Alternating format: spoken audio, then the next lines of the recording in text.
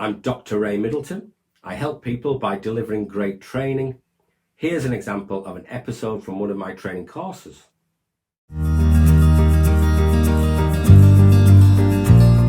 Having thought about harm reduction strategies and techniques, the other side of the pre-treatment principle of promoting safety is crisis intervention.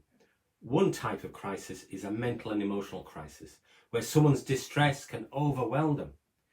This is when someone's normal strategies of coping and adapting are no longer adequate to fit the environment that they're in. An ecological perspective or lens would see that the relationships and demands of the world that they are in is causing disequilibrium between the person and their ways of coping and the environment and the demands the environment are placing on them.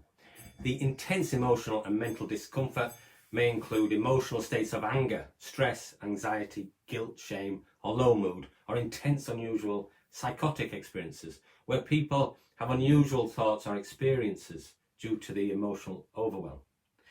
During a mental health crisis, the normal ways of coping and supports that people normally rely on stop working. For various reasons, they're unable to respond adequately to the environmental, relational, and social demands upon them.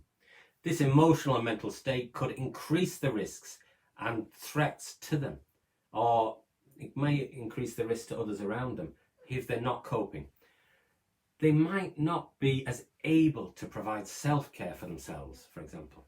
There's lots of ways in which they might be a response to such a psychological crisis, both for the person and the people around them, and how we might respond as a worker. For example, there may be an assessment by a mental health crisis service, and sometimes a stay in an inpatient in a psychiatric hospital to ensure someone's safety and well-being. But in most countries, these inpatient places are very limited as a resource, with very high thresholds for admission. So most of the time, the response to a crisis will involve those people more normally involved in someone's social network, including family, friends, and staff in services supporting someone. Whatever we think about the response of the mental health crisis service locally, it might be excellent, but it may not be. We're just being realistic about that. For in England, for example, my experience is there's a lot of frustration and disappointment at the normal mental health crisis response to people with multiple and complex needs, especially if those needs involve people using substances or if they're homeless.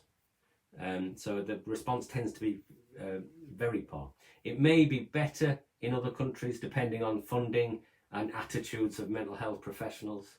Whatever the response of a statutory service though, crisis intervention is not about being passive and standing back while someone deteriorates into a crisis. There's lots we can do. Our own response can draw on the trust that we've built up through existing relationships with that person and the common language that we've built up. We can try to remain person-centered during a crisis and not take over too much. We might need to be assertive, but we're trying to give them some sense of agency even in the crisis.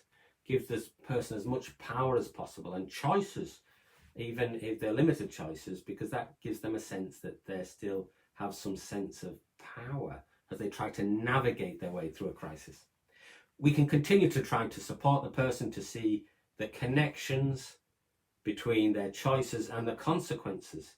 Some of this crisis may be to do with habits that need to change, for example. It may not be, but it may be helping them to see that maybe a coping mechanism of using drugs and alcohol to excess seem to be working, but it's led to this crisis. So that might be an opportunity for people to, as well as navigating the immediate crisis, there's an opportunity eventually to think, do I need to change my approach to life to help the person gain some insights from the crisis at some point?